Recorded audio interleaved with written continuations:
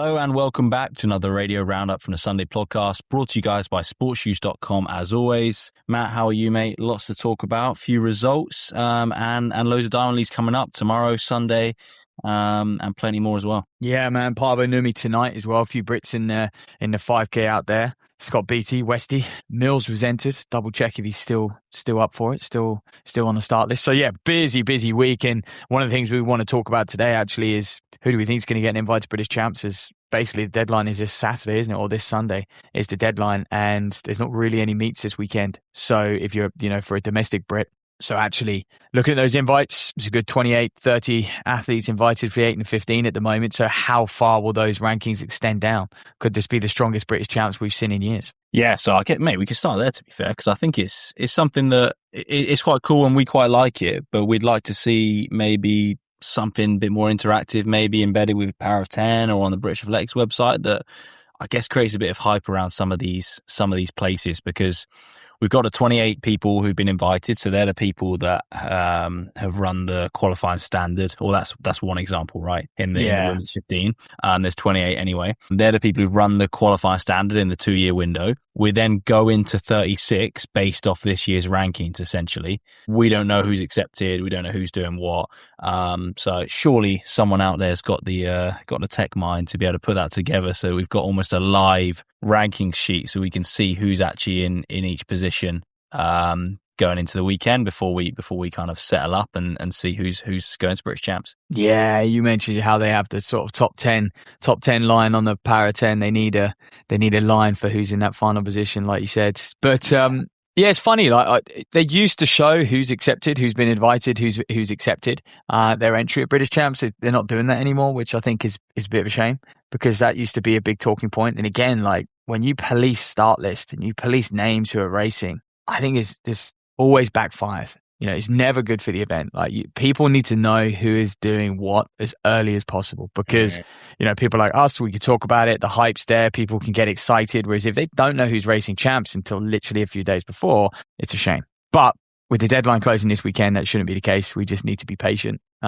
So look, yeah, there's 20 women invited over the 800, 28 over the 1500. Only 6 have accepted in the 8. Only 7 have accepted in the 15. And that's why we say, there is a world where actually, those who are in that sort of top 30, top 20 in the UK, it doesn't stretch much further than that to British champs, just because of those who have done the standards over the last 2 years, like you said. But there are a lot of crossovers in the 8 and the 15. Pretty much anyone who's run the standard, the auto time of 4:10 and 2:2 in the 8 and the 15 have been invited for both, obviously. Because if you're a 2:2 runner, you're probably a sub 4:10 runner too. Yeah, I wonder how the athletes feel, not knowing where they're going, whereas obviously in previous years you box off that standard, you go into British champs. I'm thinking more the under 20s, the under 23s, who maybe it's their first champs and they're thinking, I'm not really sure if I'm going to get in here based off where they're at. Because actually the list could stretch down quite far with people doubling up. Like you could almost be in 50th, 60th on the rankings in a way, right? In theory, yes. Yes. I think it will be a lot higher than that, though. You're looking at sort of the athletes in 36th position at the moment, about 418, 419. I don't know if it's going to stretch any further than that. I'd actually think it's going to probably be closer to sort of 415. But problem is, you've got a lot of athletes who are studying in America, and whether they can be bothered to do British champs, whether they want to do British champs when they've come back after a long American season, that's the big question. Obviously, you've got loads of athletes doubling, so they'll just commit to one event. So when they first came out, we were discussing that when we were like, it could go all the way down to sort of 50th position for sure. Yeah. But you have to have the minimum positions pretty strong. Looking at these now, men's 800, 50th is 149.3. Well, the minimum standard is 149. For zero. And 149.0, yeah, and 422 as well for the women. Okay. Yeah, 2.8 for the women in the 800. With those minimum standards, you're almost guaranteed to pretty much go if you run those. I think it pretty much works out that way, yeah. But they've changed it so it's a bit more competitive. And I think one of the reasons obviously we had a whole episode on this, do go and listen to it, but it will encourage people not to turn down their entry. Like you can't turn down your entry now, because there's just no guarantees of doing it next year, getting him invited next year or the year after, because the way it's going, you used to be able to just focus on yourself and if you box off the time, that's it. But now it's like, there could be years where it's 2.4, 2.5 to go to British champs. Yeah. 2.3 even, and over the 1,500. Well, actually, I'd love to see it go to just a top 36, or maybe it's a top 30 and like British athletics can pick 6 wild cards, like your actual medalists. So say like Josh Kerr hasn't managed to knock out 1,500 that year. Well, that's what they're doing. That is what they're doing. We move towards that, right? Yeah, they're definitely, that's basically what they are doing. And I think, so it will just make for a very, very competitive, I think the heats are going to be fascinating. 12 in the 800, 4 heats of 9. It's going to just be brilliant. Like they are going to be ruthless as well. So we'll just run through and we'll in theory just pluck out 36th at the moment in the women's 15, 419, and 36th position in the 800 goes down to 2697. That's currently, and also you factor in everyone else who ran the time last year that might not have done it this year, even higher. And then on the men's front, 15, did we say it was 341? Jacob Can, obviously, he'll probably go for the 5K. Great run for him, by the way, on the weekend. But yeah, Jacob Can, 36, 341. And then on the men's 8, goes all the way down to Alex Riley, 148, 148.4. Indoor time as well. Yeah. So they have it to the British champs, and that will all be confirmed this weekend. So I'm excited to see if... Does that mean, do they have to accept their entries by this weekend as well? Yeah. So we will know earlier than normal. Yeah, we should do. Like next week... and we'd want that because next week is going to be a week before the champs, really. So then, God, the prediction episode has come around fast. We'll be trying to predict another British champs. The season's just started, mate. It has just started. That's why it has just started, and people are only just finding their form. I think it's been a bit of a sluggish start for many. Actually, there's a few who are obviously in a great place and really ripping it up, but actually, there's a lot of athletes who are struggling to get going, and I think it is because it's quite early season and they're probably racing. They're doing races that they're probably not quite ready for, but they feel they have to in order to get themselves moving in time for the British champs as well. So we'll go and we'll talk about the man who is in form, and that was Max Bergen. Oh, he certainly is. And I think I saw an interesting stat. I should have actually written that one down, just about how many of the top 10 800-meter performances he has in British history. 6 in it. Yes, it's something crazy. And he's just showing that consistency now of being able to run 142, and so impressive. And we've been excited about this guy for years and years now. But let's just hope like he can keep ticking himself over. I think last year was a big year for him in terms of like having a proper season. Maybe we expected it slightly more, but that's, I think, the talent he has that we maybe thought he could go a bit better at the champs. But yeah, I think it was an important stepping stone for him. Yeah, I mean, he ran 142 4 times last year, and a whole host of 143s, and then plus that 142 on the weekend. I mean, for me, it was just the way that he beat Wanyonyi. It's just like everyone put him away. And good field, like this is Max doing what he does best, like getting out front. He said he sort of gave it till 200 to see what was going on. No one wants to take it. He couldn't be bothered to sit in the pack. It was an electric first 2 as well, 23.9. So, a lot of people saying if he paces it better, there could be more to come off of that. Obviously, there's more to come. That was his season opener. But I think he has always produced very, very good season openers. It doesn't matter if it's May or September for this guy. Like he is... when he races, he's always in a very, very good place. And obviously he's wintered well, doesn't do any indoors, comes out. We don't see anything of him. It's like, how's Max Bergen doing? How's Max Bergen doing? No one knows. And then bang, 142 wins that Diamond League. So this could be, look at the European Championships. If he goes and wins that title, how well does that set him up? How well does that set him up for 2027 and 2028? And that's what he's going to be thinking about, because the likes of Wanyonyi, the likes of Arop, like they've almost had their 2-3 years where they are running your 140s, your 141s, at their absolute best. And now, they can only sustain that for 2 or 3 years. Like in the 800, any event, you probably have 2 or 3 years where you're insane. And then you have a couple years either side of that where you can still get in very, very good shape, but you're not quite, you're not quite the athlete you were. Yeah. You're either building very towards few, it. Except the absolute phenoms, right? Very few stay. Yeah, I'm not saying they still can't find a way to win, but I'm talking about, from dominating and running those electric times. And now you see that, and we always get way too excited, but you see that and you're like, that's, if he just gets it done at the Euros, wins the Euros, wins the commies, They're big asks, but actually in Europe, Hey, hang the Olympic gold round his neck now, mate. I'm just saying like that. I think once you learn to sort of medal / win at those sorts of championships, you then go into the worlds with a lot more confidence. And I mean, he's a world finalist anyway, but you just have that experience. You have that experience and belief in what you can do. No, I think so. I think it's really exciting. I think it's what we've been crying out for.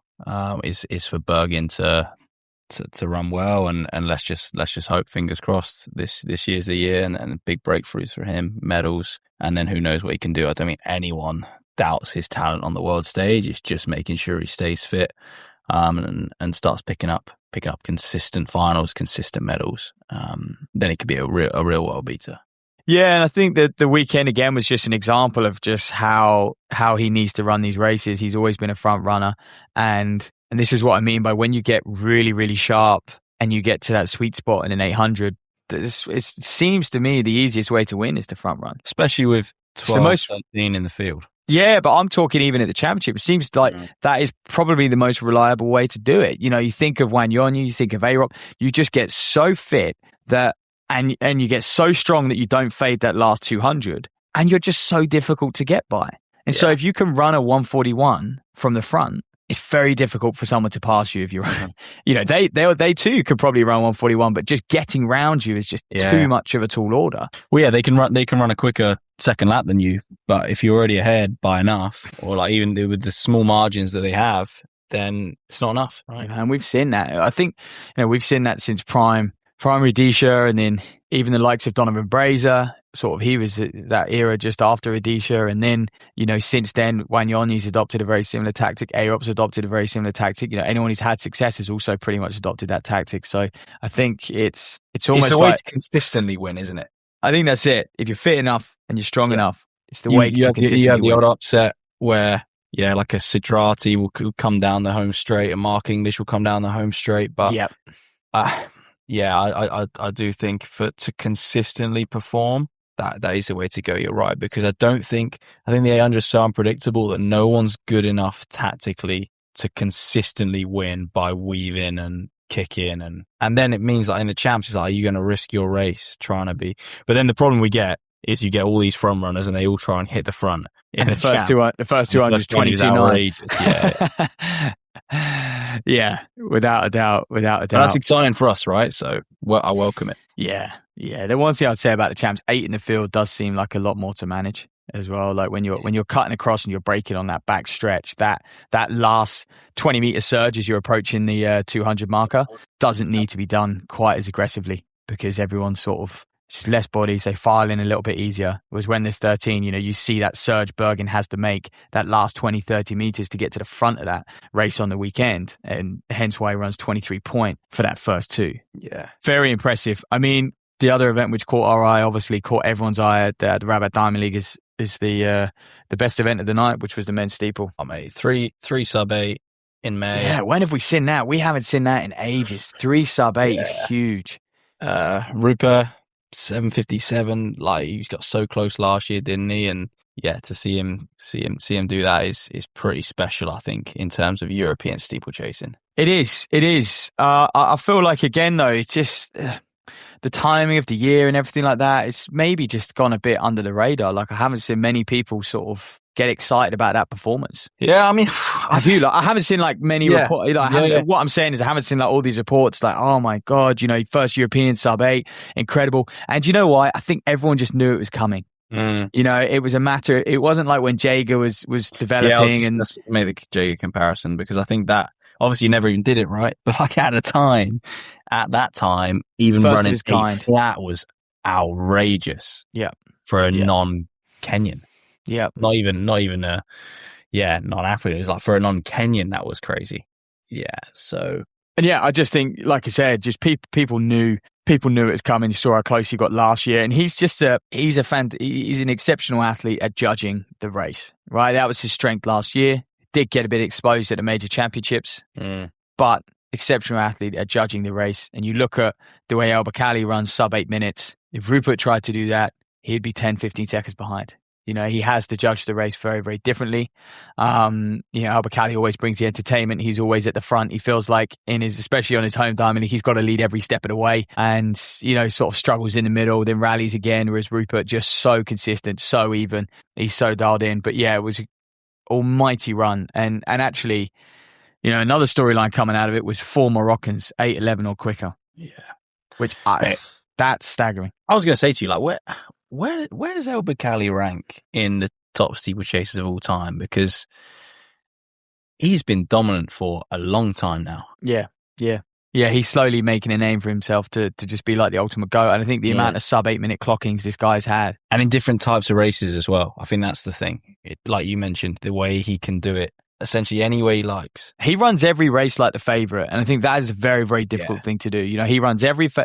Reminds me of Farah in a way. The aura around him. Yeah, the expectation to lead at all times, to push the pace on. If he's struggling, he never fades. He'll always rally at the end. He'll always try and muster up something. And look, he got pipped by Beamish at the World Champs, and had he have won that, so. He's going to look ahead to the next. I think the next cycle, he's going to get that Olympic Games out the way, and then I think we could see him flirt with other events maybe, but or he could just steeple forever until we can't steeple anymore. But that was the best thing that came out of the Olympics, wasn't it? Him just getting smashed and then throwing the 1500 meter heat. I just think it was so the reason it was so entertaining, I think, or not so entertaining, but so, I guess, relatable. I think you think of some of these athletes like absolute freaks, and people like Bakkali, you think, he's just a machine, he's a robot. And like where I can make the comparison to Farah, where Farah would have just gone back and got in his ice bath after winning the Olympic gold. Bakkali was like, nah, this is doesn't get better than this. Yeah, this is why he's trained his whole life. So why is he not going to go on a night out? It doesn't matter about a 1500 meter heat. I've just won the Olympics. So, But it was good to see a couple of Kenyans getting back in the fold as well. Simon Koech, Serem, both those guys, 7:59, 8:01, paying closer attention to the steeple again, getting back. Koech is a crazy talent, and so Kenyans are going to be working their way back to the top of the pile, I think. So it's going to be some serious challenges now over the next few years. If you look at Rupert coming through, you look at 2 Kenyans, and then obviously the Americans as well. 8:09 for Matty Wilkinson, bunch of Moroccan. I still can't get over 4 Moroccans 8:11 or quicker like that. That is actually, and obviously that's off the back of Al-Bakkali. They'll be training with him, but that is serious depth. Arthur the Spaniard was 8:11 as well. So yeah, an incredible men's steeple. And Geordie Beamish, who I was like, he's having a stinker, still runs 8:16, which like for a season opener, you'd say like 8:16. Yeah, that's good going. His PB's what, 8:09 maybe? Like and he's had his problems this winter. And he's been open about that, but just gets blown away. And in many ways, we always say that is the problem with our sport, though, because you turn it on and, the World Championship gets introduced and he comes 13th and you don't even see him on the screen. Yeah. And I think gone are the days where you could just he could go and win Peyton Jordan in a steeple, and that would be an acceptable opener. He has to go. You don't see it anymore from the top athletes. Like, they don't go and do that. Has to open at a Diamond League. Yeah. The ability sort of building up for the matchup between Beamish and Al-Bakkali. I mean, not at all, hey? Mate, other stories out of Rabat? Yeah, I mean, women's 15. Laura Muir looked strong. Looked like actually an athlete who, give it another month, could actually be in a place to challenge for a European medal. Give it another 8 weeks, definitely. So that was a better performance from Muir. I think there's better than the 5K. Yeah, I think there's going to be question marks over Muir's kick. Obviously getting done by Calvert last year at the Champs. I think at the Europeans as well. For me, that would probably be the one worry is just, does Laura Muir have a kick like she used to anymore? Like, she can run 4 minutes in a Diamond League. She can run 3:56, probably 3:57 in a Diamond League, but in a few weeks' time. So she'll be fit enough, but it's more, how can she run the 1500? The thing is with Muir, she's never really had that real kick, though. She's always been like I don't know. She's always been like a Kerr versus a Whiteman, right? In terms of her kick. Yeah, I think it's unfair because I think when she was at her best and her kick was at her best, she was up against bloody Hassan and Dababa. Yeah. No, but I still think it was more of like a measured kick from far out rather than that that real like turn of pace over like the last 150, right? Yeah, not like a Cole Hocker.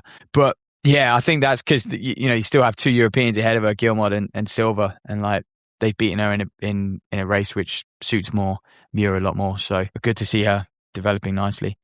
That's pretty much the Diamond League, wasn't it? Really? Yeah, I mean, we can look ahead because I think that's what we're all interested to see is what Keely runs tomorrow night over 400 meters, right? Yes. Does she break 50? I think it depends how she gets on with her start, doesn't it? and how much she's using blocks and all that nonsense. I think we've got no doubts of her ability over a rolling 4, right? But I guess it's the technical element of running it in lanes and the block start that's the only thing that hinders her. The judgment as well, because you're up against girls who they're going to get out so hard, and that ability to be relaxed and still find your way back into the race. That's difficult. That's difficult to judge. They're giving her lane 4 as well, if this is correct. Yeah, they have. I think they've given her quite a kind lane. Yeah, because she's the best in the world. When you actually go on PBs, she just I bet Amber Anning's fuming, right? She's stuck in lane 1. Fuck off, really? It will be. You want a Diamond League? You want a Diamond League? Yeah. Let me have a quick look. So it's PBs wise, Amber Anning's obviously run 49, 48, 49, Keely 51, and 49, 49, 50, 50, 48. Yeah, like Keely's a second and a half. Although, do you think Keely would be better in 1 or 2, right? No. And she'd be able to see everything. No, I don't think really anyone's better at that speed. Although she did run exceptionally fast indoors, obviously that's on the rail the whole way. Doesn't mind the bends. I do always think for an 800 runner, for a distance runner, you don't mind 1, but it's more being able to get. They don't even use 1, do they? They give you 2. They go 2 to 9, don't they? I think it's just more being able to judge it and get involved in the race. It's very difficult to do that from lane 1. Whereas if you're in lane 4, at least there is contact with those on the outside. If you've got those on the inside to keep you honest. Obviously, the bends are a little softer, a little easier to sort of manage as well. So. But yeah, I don't know if that's just the start list there or if that's the lane draw.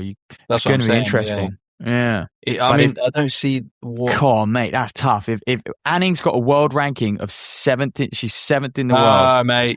And if she goes. It's alphabetical order. Or is it? I was trying to think, I was like, it's not in PB order, it's not in world ranking order. I'm pretty sure that's alphabetical order. You're right. It is, just looking now. Yeah, fair play. Okay, I was going to say is a world ranking of 7th in the world. She'll be surely been given a strong lane. But I wonder if Keely looked at Audrey Vera and thought the Euros won't be as easy as I'm hoping, because 156 opener. I think whereas she is so strong. Yeah. Again, give her another year or 2. No injuries. Definitely looks like an athlete who can run 154. Definitely. Was very impressed with her. We haven't even mentioned Nagusa's victory, by the way, but I think the men's 15, it was a good race. Nadir closed hard, but just a classic Diamond League 330. You can almost write the script before it happens, can't you? Mm-hmm. Winner in 329, 330, 10 men between 330 and 332. Like boring as hell. Yeah. Someone comes out, holds strong on the home straight. Nagusa's time. Yep. Roll on the championship. Roll on tomorrow night. So that's the women's 4. Yeah, I think for Keely, what's she happy with? I think she has to run 50 low to be happy. Yeah. I mean, do you remember when she ran the 4 British champs and then had a crash out because she didn't do well? What do you mean by had a crash out? Like, was like fuming afterwards. She didn't come through the mixer because she didn't speak to us after the race. We were like, well, she didn't speak to anyone. It wasn't just us. That's what I mean. Like, yeah. I find it interesting. Obviously, she's got an elite mindset, right? But like, I do find it interesting how like seriously she takes it for. Is that 2024? It wasn't last year, so yeah. It must be in the Olympics, I reckon. Still a Sport C, maybe even 2023. Yeah, it was Sport C. I think they know that what it means. Trevor and Jenny know that. Yeah, they know what that would. That is going to be. They can clearly see she's strong enough to hold that second lap together. It's just how far, How comfortable can she be through that? Can she run in lap 1? Yeah, that doesn't. Yeah, I'm sure. So I think that's why. And I think there's a bit of part of Keely's ego is like she would love to be. She wants to be in a 4x4 team, doesn't she? I think she'd love to be in a position where she could make a European final in a 400. Like, Or as to be an so athlete, good that you just like, I'm running the 4 at Europeans and the without a Connie. doubt. As an athlete, you would love that. And actually, we don't see, like, no one's done. Who's capable of doing that? You know, so you'd be doing, when you look at world records, of course, that's going to motivate her. But then it's like, okay, how can I become even more of a legend? Yeah. Also, just like if she gets, How can I challenge myself even more? well, in terms of like medal count. Yeah, she can build. Imagine you could go to a champs and you run the 8, the 4, and then the mixed 4 and the normal 4. Way more of coming home with 4 medals. More of a storyline. Yeah. Yeah. Turn yourself into Michael Phelps. Like, there is probably a world where she could, let's see how tomorrow goes, but she could probably make the European final. Yeah. In the 4. Women's 15, Georgia Hunter-Bell's back in action. She'll be up against Abby Caldwell, who's in great shape. Laura Muir goes again. Walcott Nolan's in there as well. So women's 15 is stacked with Brits. 3 of the strongest Brits. Yeah, Guillemot going again after the other night. It's a very similar field, to Nikki Hiltz is in there this time around, though. So women's 5 is got stacked with Ethiopians. Batakletti's there to cause a bit of an upset, and Sarah Healy. That's probably about it. Otherwise, there is 11 Ethiopians in that race. You can never sleep on Tanaka, mate. She's going to be.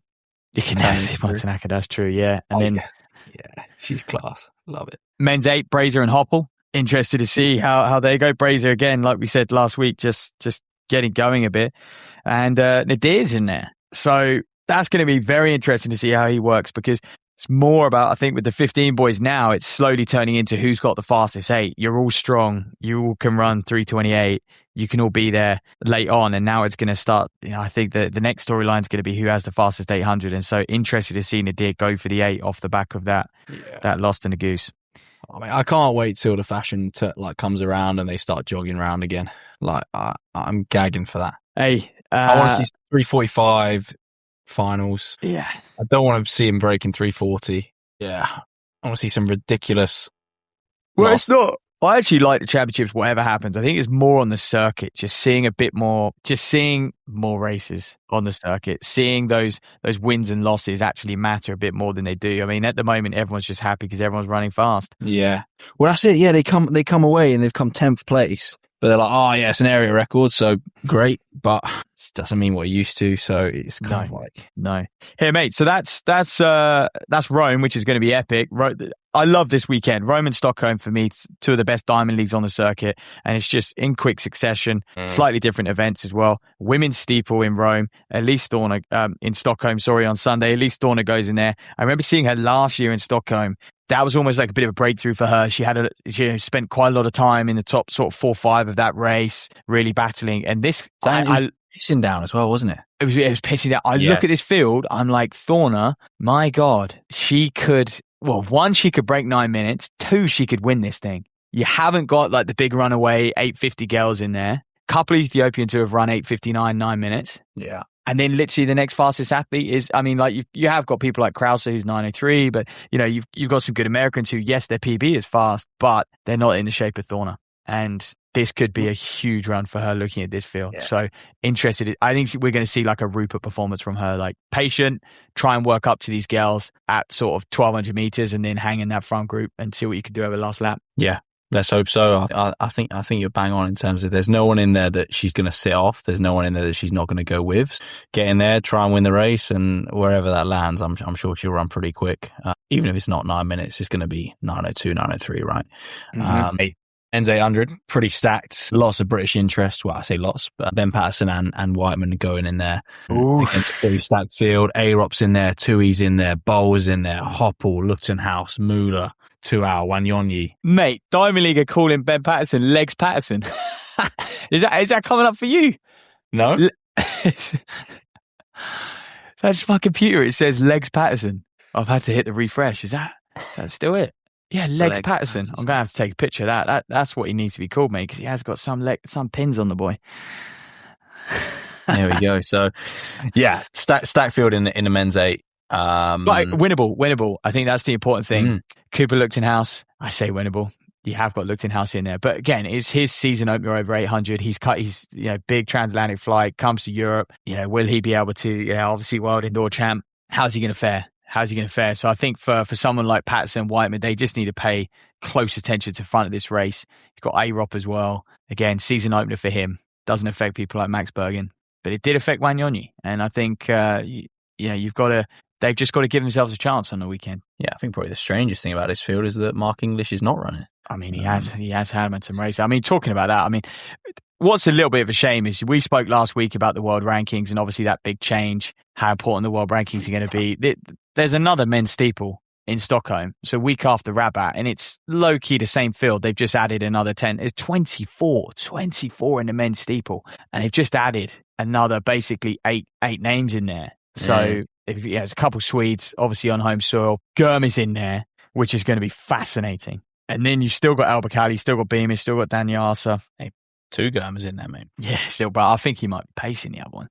But you've got the Japanese man Moore in there. So Gurma? Yeah. Yeah, I think there's 3 of them. Yeah, I think Aisa might be pacing. I'd be surprised if he's got into that Diamond League otherwise. So well, maybe he just comes with the territory. Lemaitr's like, well, my little bro's got to be in, and then I'll come. Yeah, Erin Wallace goes in women's 15. That's not a Diamond League event. It's just, mate. Oh, there's an 800 as well. Ava Lloyd and Sarah Calvert. The Brits are everywhere. So that's the men's steep. What's the last event of the night? Women's 8. Let's have a quick look at that. Keely and Riki. Oh, and Werro. Oh, that is going to be a fascinating matchup. Keely's going to have to go some. I mean, like I said, looking at that performance of Werro, I think another race under her legs, she can run 155. It's going to take 155. She's done it before. Yeah, 155 low to win that Diamond League. If Werro clearly looks in PB shape, wow. Yeah, we'll say this, and then next week we'll be talking about Keely's 49, and then saying that she's going to run 153 in her opener. So, well, yeah, yeah, Keely's best 154.6. Wow, let's see. That is going to be an interesting matchup. Very fascinating. Stacked women's 8, and then the men's 15. Sorry, does crown off the actual evening. The Brits in there. We've got legs Claridge. So maybe that's the translation. That's the translation for Ben. Legs. What? I think I am reading this in Swedish. So yeah, that's probably the translation. Wow. There we go. They must think we name a lot of athletes legs.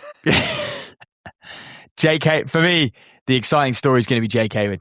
So you've got Jake Hayward, Ben Claridge is obviously pacing, but Jake Hayward in there with Cam Myers, Hobbs, the Goose, Gressier, Nico Young, Chariot's in there, Almgren's in there, and Abdullahi's in there as well. So you got some serious sort of Fike boys. I don't expect those guys to feature. I'm interested to see how Gressier does. Can he run 330, 329, 330?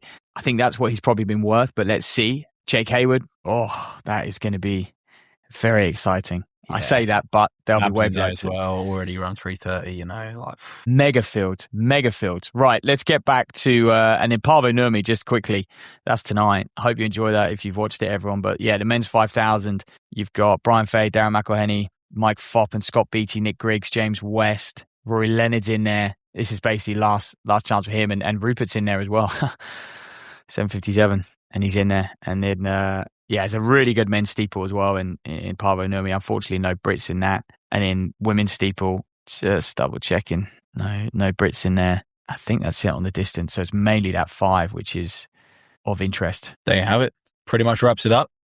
Next time we talk, we'll be able to chat through those British champs lists as well. Yeah, I wouldn't mind talking about the Manchester 10K just quickly, because I don't know if you watched it, but obviously the results, good results there. I think we had just under 20 men, high teens, sub 29, which I thought was pretty impressive. Sub 30, sorry. Sub 30? Yeah. But Mark Scott, 28.33, decent running from him. But then we had a whole host in the high 28s. Momo, Ellis Cross, Momo obviously tired, Ellis Cross, Kingston, Big Ramy, 28.46, Joe Hudson, 28.50, Malavi, Crow, both those guys on the cusp of 29. And then a bunch of men low 29s as well, and up to 30s. So just about 20 men sub 30 minutes for 10K. So yeah, a much deeper race than I actually expected it to be. Usually they have sort of the elites and it's quite thin on the ground, but actually it was a deep race. So fair play to the Brits who went up there and ran fast. But I got to say, I don't know what they did with those starting waves, but the fact that you had some athletes in the slower waves finishing right as the elites were finishing, and Borrega having to barge these women out the way and get cut up, and people just meandering over the road in the last K as well. What organization is that? That was terrible. Yeah. Terrible. So I'm sure they'll fix that, but again, It's not like it's a new event, though, is it? It's a long-standing event, so I don't know. I can't remember if that happened before, but it was just 100 meters to go, and there's just like these women, and credit to them. Look, they're racing a 10K. I'm not knocking them, but they should not be anywhere near the home straight when Borrega and co are sprinting for home. Like, it just should not even be in shot, and let alone having to like barge past them because they're 3 abreast and just having a chin wag. Yeah. So that was my take from the Manchester 10K. Yeah, on the women's side, Clara Lucan won. I mean, she is in fine form. You're looking at that. It's going to be a great matchup when she gets on the track, runs over 10K against Battagletti at the Euros. We hope that's the case. Wayne Kalati in second. Amy Eloise Neal, third, 32.16. So those women just off that 10K, St. Very Ockenden, Clara Evans, all of those 3, by the way, inside 32.30 and beating Klosterhalfen, which is decent.